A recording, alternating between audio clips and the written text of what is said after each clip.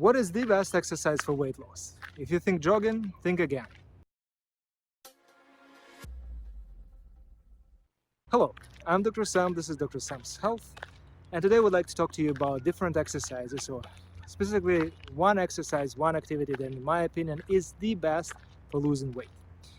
And if you follow my channel, likely you have noticed that I'm not a big fan of this idea to begin with. I don't believe that you can out-train a bad diet. I don't think that exercise is neither sufficient nor necessary for weight loss. But if you decided to go on a good diet to lose weight, and you decided to kind of supplement it with exercise, I would like to help you to make your selection. So before we get to the meat of my video, let me make my regular disclaimers. First of all, I'm a medical doctor, but it doesn't mean that anything I say here on my YouTube channel or my website, drsamshealth.com, is a medical advice. It is not, and it's never meant to be such. It's just merely entertainment, educational videos. Second thing is that I tend to provide you with certain opinions, and these opinions are usually well informed, but they do not necessarily represent the opinions of my regulatory bodies, my colleges, my universities, and so on. Now we're done with the disclaimers, let's return back to the exercises. So what is the best exercise for weight loss, in your opinion? If you think jogging, think again. I personally believe that jogging is literally the worst exercise for weight loss. And I'll explain why. First of all, when you're jogging, the main reason is the impact. But before we get to that, you have to engage in a lot of jogging to burn significant number of calories. That's the first thing. So you have to prepare, you have dedicated a lot of time to this, and the outcome will be just ridiculous. So in order to burn an equivalent of a sandwich, you will have to jog for a decent amount of time, maybe an hour or so, depending on your weight, of course, and depending on the sandwich. But this activity requires time, dedication, preparation. You cannot really jog to work. You have to dedicate time to that. The main reason why I believe that jogging is the worst exercise is not because of that, but it's simply because of the impact. When you're jogging, you're going up and down, and with each down, with each landing, you're putting some impact on your joints. And as we discussed, you have to jog a lot in order to burn significant number of calories, so you'll have to engage in some sort of a activity that is associated with chronic stress on your joints. And given that you are doing it to lose weight, there is a good chance that you are overweight or obese, and in this situation, this chronic stress on your joints will inevitably lead to chronic joint problems. So that is the main reason why I don't think that jogging is a good exercise for weight loss. What are the alternatives? Well, two commonly quoted alternatives are cycling and swimming. I know that certain YouTubers like Greg Doucette, they love cycling for several reasons. First of all, you can actually engage in a more intense physical activity while cycling. There is no impact, but I'll have two problems with that. First of all, again, you need a bike, you need to prepare for that, you need to dedicate certain amount of time, and the second one is the fact that you would need to, your body will pick certain source of energy, and this source of energy will not be fat, and we want to burn fat. And I will get to this closer to the end of my video when we'll be discussing the exercise that I favor personally. I spoke about cycling. Another one would be swimming. Swimming would be my perfect choice of exercise, given the fact that just being in the water makes you burn some calories to maintain your body temperature, to stay afloat. If you're just like swimming there or to staying afloat, you're already burning a decent amount of calories.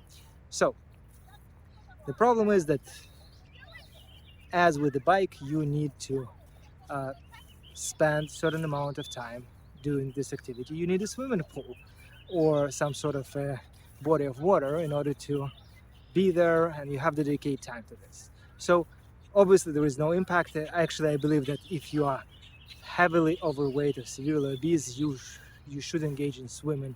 That would be almost the only exercise that is appropriate for weight loss in your case.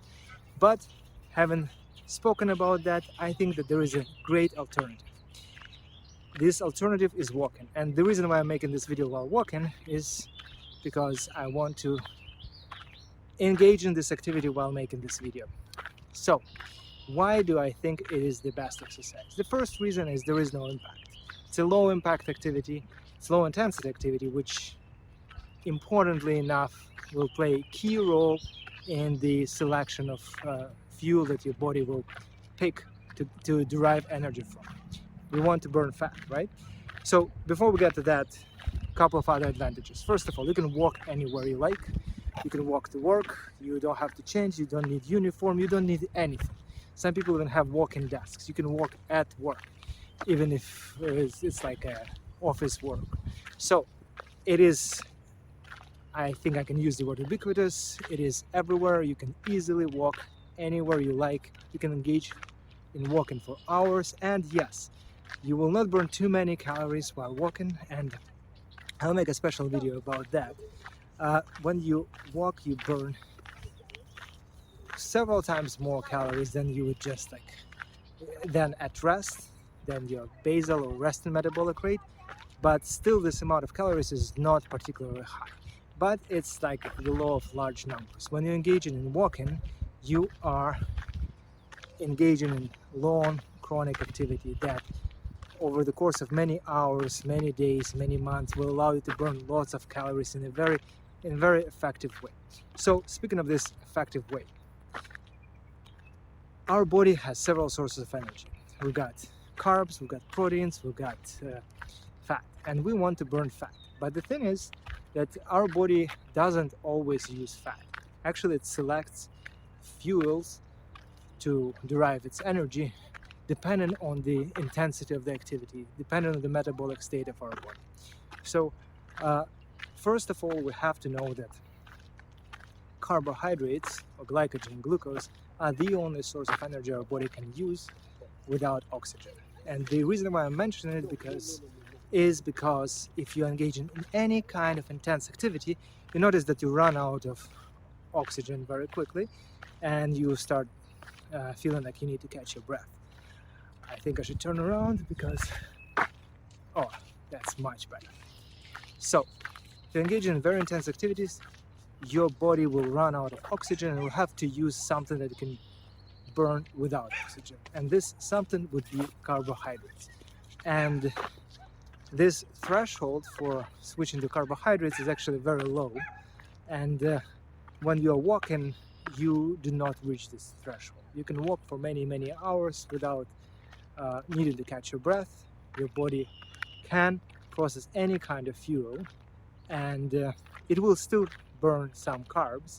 It will unlikely burn any protein, though there is a chance that it will burn some, but you will give your body a chance to actually burn predominantly fat, or at least higher percentage of fat will be burned during this kind of activity.